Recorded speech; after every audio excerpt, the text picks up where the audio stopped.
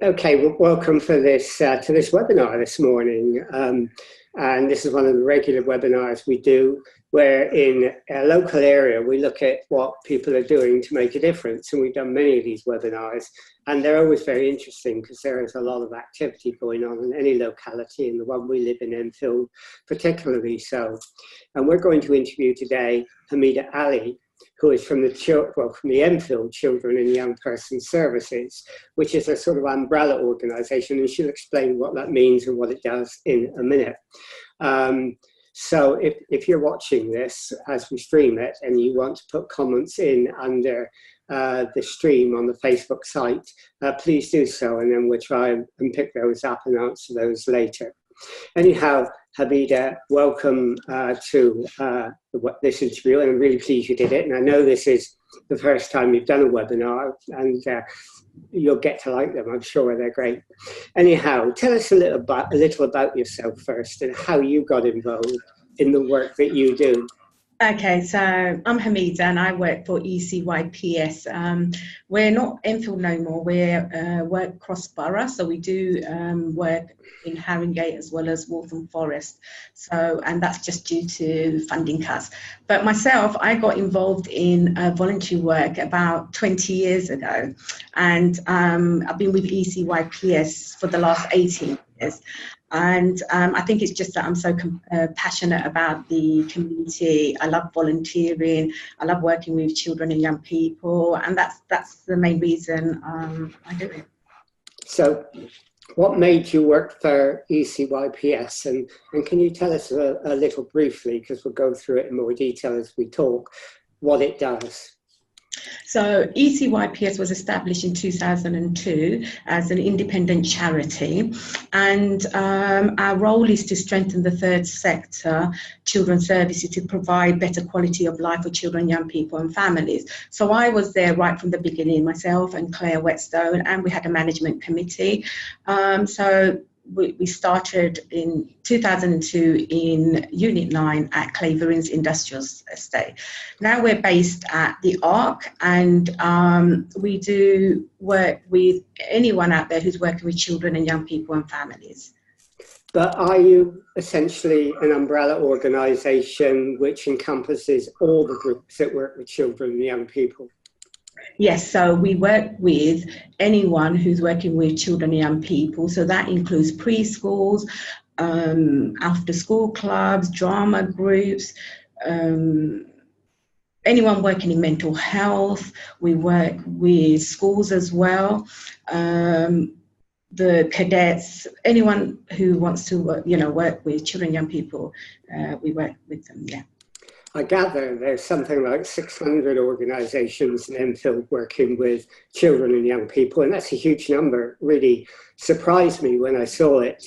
I mean, do you have these as members of your umbrella group, or do they just come on board as supporters? No, they are members. They're on our contact list, and we provide them with up-to-date information. We, on behalf of them, raise views and take their opinions to the local authority. We also have forums where they attend. So so they are members and they get up-to-date information from us. Okay, I mean, we'll look at some of those activities you mentioned in a minute, but why do you think, given they all do specific things, there's the need for an umbrella group? I think when we first started, we knew there was a lack of information for organisations who are starting up, especially around policies and procedures. So we were part of a bigger organisation, but we decided to become independent and solely work with children and young people and families. So mainly the support we give, for example, policies, procedures, doing DBS checks. These are really essential for groups who are setting up out there. So it is very important for that service to be out there, and that's why we decided we'll be able to provide that. I guess for a group who's starting up, like a play school or a group that's a sort of self-help group and so on, they're full of passion they want to do the job they want to do, but they don't always have the knowledge to do it, or the information. And is that where you come in? Yeah, definitely. So we will be, first of all, we do a lot of outreach as well. So groups get to know about us. But if anyone wants to start up an organisation, we're their first port of call. And we'll be giving them one-to-one support. We'll be helping them with their policies and procedures. We'll help them with guidelines, how to apply it to become a charity, or the different, things that are out there at the moment. So like pick, it depends what they want to do. So we'll just help them start up, help them with their constitutions, help them with their DBS checks, and support them on the way, and give them as much information and training as possible. Okay, so you say you started in 2002, so you've been going for quite a while now. And in 2002, the sort of national atmosphere is very different to what it is now. Do you think that children and young people's services at the moment are going through a crisis because of finance? Well, one of the things that's happened across the charities is we've had huge financial cuts. We're still continuing our work because there's the need out there, but very, very small budget. So 80% of our funding's being cut, so we have very small amount of money to work with, but hopefully we are keeping that going. Our staff team are so dedicated, and although the needs have changed since 2002, we are able to come together and make sure, with all the other organisations out there as well, provide support for families, children and young people. At the ARC especially, we have other organisations. There's Summerfile, another one called Dazoo. We have the CAYE and also First Hope and Families. So we all come together to support one another to make sure that there are services out there for children, and there are numerous organisations out there. So you say you've lost something like 80% of your funding. Where have you lost that from? Is it local authority funding? Is it government funding? And how have you made up that shortfall? Yeah, it's a mixture of funding, local authority, government funding. Majority of the funding is going to the national organisations, and grassroots organisations are missing out on the vital work that they're doing. They're not being funded for. So we still have, for example, Sports England, who are funding us for our mental wellbeing programme. We've had to adjust some of our projects, so now our priority is mental wellbeing. We also have some money from the local authority and some trust funds. I mean, because you have to tailor what you do. Exactly, yeah. So we've had to. Funding regime. Are you doing the things you really want to do, or are there things that you would like to do that you're not able to? We've always continued our teen scheme, which is every summer holiday and half term, because that's when we need to make sure that there are services out there for children and young people. The mental well-being is a government agenda as well, so this is something to our heart as well. So that is something that we are delivering. We used to have the source, we still do, but again, there are no staff at the moment. We're relying on volunteers, and that's a recycling project, which is based at the ARC as well. Our training, again, we've been able to continue that, but it's more around mental health now, and our generic training, we still continue. And a lot of our staff have retrained, so we are able to deliver and do some of the work ourselves. Well, it sounds like you've been very flexible and very adaptable. But in a way, you're living in an environment where something like nearly 80% of local authorities have had to overspend on children's services to the amount of, just over £800 million. And so that puts those organisations that usually get funded in the front line of austerity. Do you sometimes feel that working with those groups, you have to pick up the pieces and help them? Sorry, can you repeat the last bit? I mean, do you find that you have to pick up the pieces of this lack of funding, because many of these organisations are in panic and they don't know what to do? And are you able to help them develop some resilience? Yeah, sure. I mean, we've had organisations phoning us up regarding where can they get funding. There are so many organisations at the moment that are folding, and they, provide essential services for the children and young people in Enfield. So we're trying our most. We have forums which are quarterly, and we invite all the organisations to come and attend, and then provide them with information on funding, especially now that we've got the Young Londoners, the Mayor's Fund. We'll be doing workshops as well to support organisations out there. Well, I gather last year there was a £3 billion black hole in funding, and lots of people will say, you know, where do we get funds from? And clearly you help them with that, and that's great. But you also give them some realistic advice and say, look, you know, you may get the money, you may not, and you've got to live within the resources that you have or what you get. And so do you help them to try and be innovative and rethink what they do within the resources they have? Yeah, that's right. And I mean, with the training that we provide as well, we have funding workshop. So if groups have not had the experience of applying for funding, that really helps them, because we go through the pitfalls and, you know, what are good applications, making sure that they are meeting criteria and not just applying for funding that is not relevant for them. We try to provide as much support as possible. Well, that's a pretty difficult task. So are you basically a service organisation, or are you allowed to be at all a campaigning organisation? We can be both. So we have in the past campaigned as well. We are always taking on the voices of the organisations. Oh, I just saw your cat go by. We're always taking along the voices of organisations and representing them wherever we can. Yeah, I ought to warn you, the cat has a habit of jumping up on the desk and taking part in the webinar. So, you know, we'll see how it goes. Okay, so you help them with all those things, but you're also a supporting organisation, and you said you give advice. What's the major advice you give, and what's the major advice that's asked for? Well, the major advice would be, for example, if an after-school club, if someone wants to set up an after-school club, they'll come to us and we'll always say to them, are you here to make profit, or are you here for the community? And we need to really make sure that they understand that it's not always profitable.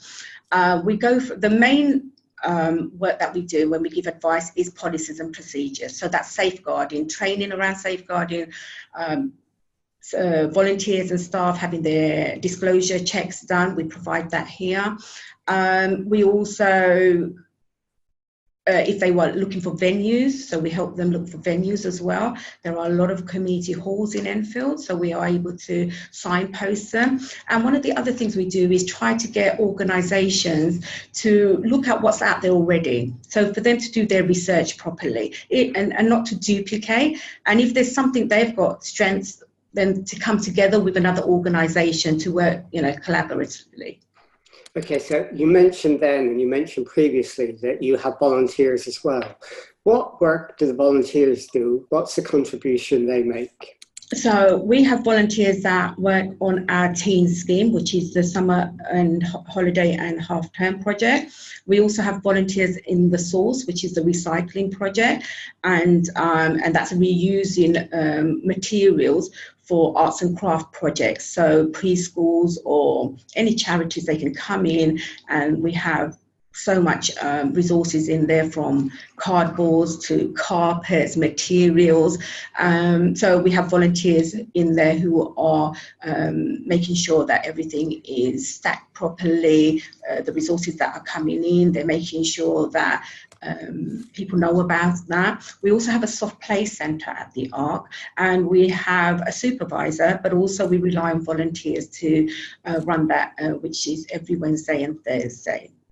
And how do you find your volunteers? On our Facebook, we put out, you know, we're looking for volunteers, but sometimes it will be when we are doing our outreach, someone will come across us and say that they'd like to volunteer. I sometimes receive emails directly. So what we'll do is just ask them to come in, have an informal interview with them, and then just go ahead with that. And do you have enough volunteers, or would you welcome more?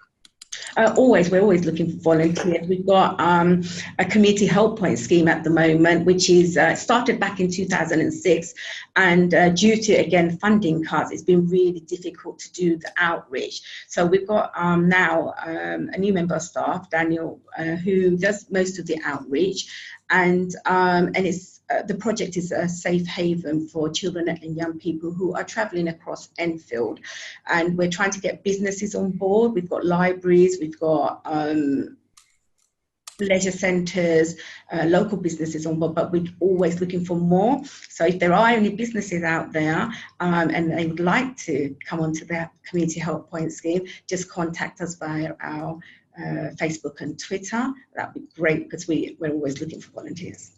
Okay, so if there are businesses out there, listen and connect, and that would be really, really good. I mean, you mentioned training. Do you think training is sort of the biggest element of the work you do? And do you do that training one-to-one? Do you do it online? Do you do it in workshops? How do you do it? So we have training at the ARC, and the main training we do is safeguarding, child protection training, challenging behaviour, the funding workshop, and they take place here. So people will just book on. The safeguarding one is very popular, so we're always having huge numbers for that one. We do community outreach as well around safeguarding. So if there's any local events going on, we will be there ensuring that we're out there with our community handbook. So I've got a copy here, and we'll be distributing that to the public, raising awareness. So we do. Other training include FGM, female genital mutilation. We do diversity. So there's a huge range of training that we provide. And do people come from just Enfield, or can people join from outside as well? So it is cross-borough now, so people do attend from Haringey, yes. So you have the two authorities doing that, and are they well attended, most of these workshops? So our child protection one especially, we're always fully booked. Sometimes we have to put an extra training. So if there's a staff team that really needs it for an after-school club, we'll facilitate that, and we'll just make sure it's catered and tailor-made for them. Okay, and do volunteers ever do any of the training as well? Yes, definitely. All volunteers, staff, anyone who's working with children and young people and families. And how do you check the sort of qualifications of the trainer and whether they're competent? Our trainer is actually Claire Whetstone, our manager. So, and yes, she's qualified. I'm a qualified parenting facilitator, as well as other training. My other colleagues are trainers as well. So we're all qualified trainers. Okay, so you're an umbrella organisation. You provide advice, you provide support, you provide training, but you also provide direct services yourself, Yeah. don't you? You mentioned this soft play project, but you also have a holiday project, don't you? Do you want to tell us about both of those? Yeah, so the half-term projects and the holiday projects take place at in Southgate, Alan Pullinger, and they're for children and young people aged 11 to 17. So we have a mixture of, activities including podcasting. We have creative arts and craft, multi-sports including basketball, football. We do cookery sessions. We have consultations with young people as well. And in the summer, coming up to summer, we've got a 4-week programme for this summer, and they will take place between Alan Pullinger in Southgate and Croyland. And in terms of your direct services and your training, are these things that you sort of conjure up yourself in your team, or do they arise because the organisations that are your members say, look, we want this? Well, the teen scheme has been there for over 10 years. So we've been doing that as a service to provide, there's always gaps in services. And at the moment with young people looking for recreational and leisure activities, there's been so much funding cut. So we've always been providing that, and we just continue that. Every summer we have over 30 young people attending. The Zoo have a youth club on a Friday night, so they have up to 40 young people attending. So this has been part of our service all the time. We did a webinar with the youth club in the mosque in Palmer's Green Stars, and you worked with them because they were fantastic.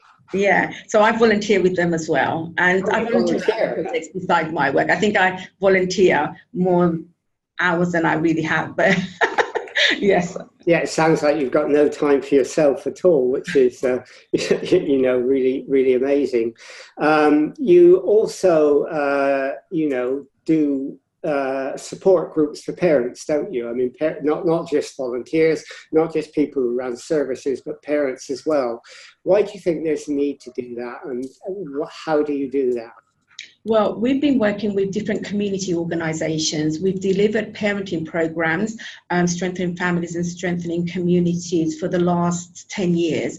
And currently we're doing a 6-week program that takes place termly. So we've got one currently going on. So if anyone would like to come onto it, we've still got time. Thursday, tomorrow, it's between 9:30 to 12:30, it may be 1 o'clock. So my colleague delivers that parenting course. There's always a need. We work with the Somali community, the Bangladeshi community, the Albanian community, Polish community, and we've delivered community programs for them. But now we're doing a generic one, so that is open to everybody. And parents are always asking us for advice, and this is where they can, it's a support program, basically, enhancing relationships, parent modelling, getting the community involved, teaching them positive discipline and how to boundaries and, make sure that they have, boundaries and consequences. So there is a huge need for that at the moment. So do the different communities, like the Polish, Albanian and so on, do they have different needs? Oh, yes, they do. We've been working with Sprecher for a very long time, and that's the Albanian community. So we always work with someone who's bilingual, and with the Somali community, the same thing. We have bilingual workers, some of our FGM champions. We've got 6 of them who are from the Somali community. So when we deliver our training, they also come and help facilitate. And when we do coffee mornings in schools or in the community, they come and help out as well. And it's, trying to make sure we're inclusive and meeting everybody's needs. Okay, and you also said you help with fundraising, because lots of groups are looking all the time for new sources of funding. How difficult is that for you to do with them? I mean, are they able to find funding, or do they come to these courses, go away and feel frustrated because they just can't get the money? Well, our main role is to help them apply for funding and make sure they have the information. So we will be sending out information if there's a funding source out there to them. If they have difficulties in applying, we ask them to have a go, and then Claire will always check through, ask them to have a one-to-one, go through it in depth to make sure that they submit the best possible application form possible. But nowadays it's very competitive. Even organizations like ourselves are finding it very difficult to be successful. Okay, so you also, I gather, liaise with the local authority on behalf of lots of the groups that you work with. What sort of liaison do you have with the local authority, and to whom do you liaise with? We work with the youth service, so and also the commissioning team, children's services. So we do have good relationships, yes. Also, we're on the safeguarding board, and that means that we have all the information that we need to make sure that we're working with the protocols and things like that. And what's the sort of content, the substance of that liaison? Is it just for you to get information, like you've just said, or is there any way in which you say, look, we need this, we need that? Oh, no, definitely. It's a two-way. It's where they listen to us as well. So we get to say, what we need and what's happening out there and all the difficulties that organisations are having. So we are able to raise that with them. Okay, and you also said earlier in the interview that you work in partnership with other groups. In other words, joint working with other organisations become important. What sort of organisations do you create these collaborative arrangements with?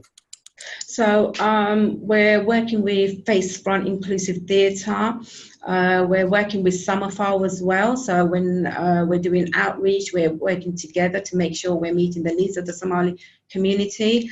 We work together with Gazoo as well, and First Hope Families, which we were, we came together when we helped support them to start up, and they provide essential services for families who are, suffering from domestic violence, domestic abuse.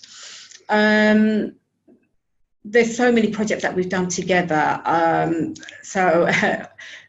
I think what it is, they're always coming back to us to ask for more work to be done. At the moment, one of my colleagues is at the Community Youth Violence organisation. They've come together in Edmonton, and they're hoping to do a event, hopefully in July, I think, and that would be really good, because that includes the faith organisations and organisations who are concerned about what's going on in the community.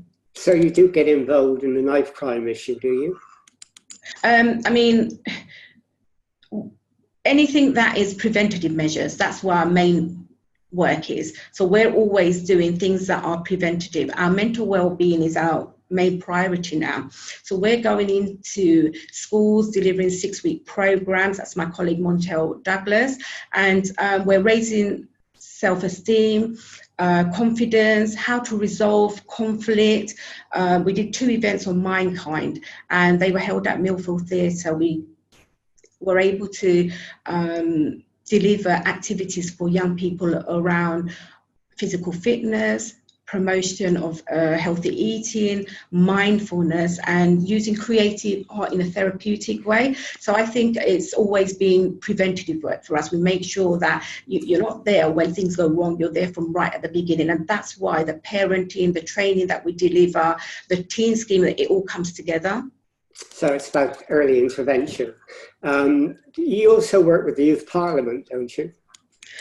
I don't specifically work with Youth Parliament, but within the Community Youth Violence, I've met some of the members of the Youth Parliament. Okay, but you work with other forums as well, don't you, that young people get involved with? Yes, several forums that children and young people are involved with. I mean, we did a consultation with Children England, and 450 young people last summer were involved in the consultation.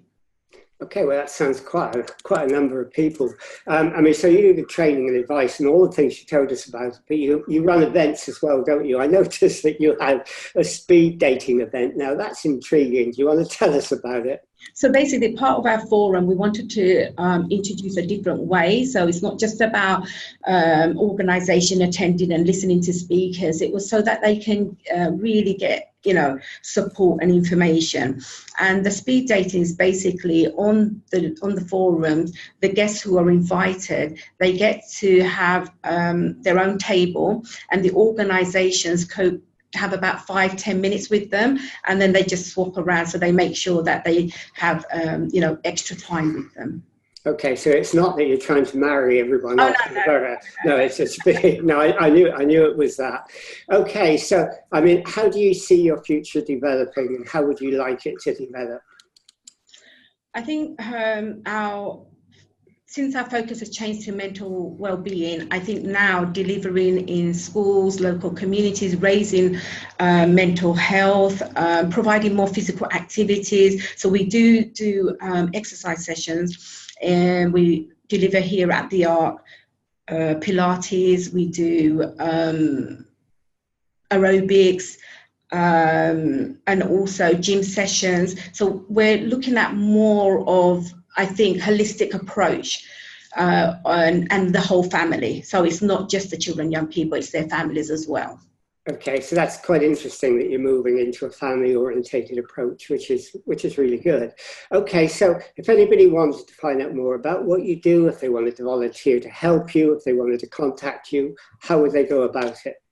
So they can go onto our website, which is we are currently trying to update it. So it's www.ecyps.org.uk, and we also have our Twitter, which is at ECYPS, and our Facebook at ECYPS Charity. Okay, well that sounds pretty good, and I'm sure a lot of people will be interested. So I think we've sort of come to the end of the half an hour now. Well, just one thing, I just wanted to plug the community help points again. As you can see, this is the H sign, which local businesses who are involved, including leisure centres and libraries. So if any young person, vulnerable young person who's in difficulty or lost, if they see this sign on any of the businesses out there, they can go in. The staff are being trained, they've had their DBS check, and they can get the support and help they need. So we really would love more businesses to come on board. So if there's any businesses out there in Enfield, please do contact us via our Facebook and my telephone number 0208 373 2711. That's very interesting. So you're trying to create around the borough a network of hub points, are you? Yes, safe haven. So this started back in 2006. So we're just making sure that more children and young people know about it, more parents know about it, so that children feel safe when they're out and about in Enfield. Okay, well that sounds great, and that's a good way to end, because that's I think a really good way of going forward.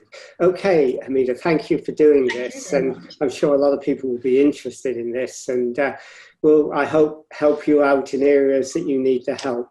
So thank you for doing it, and we'll finish this webinar now.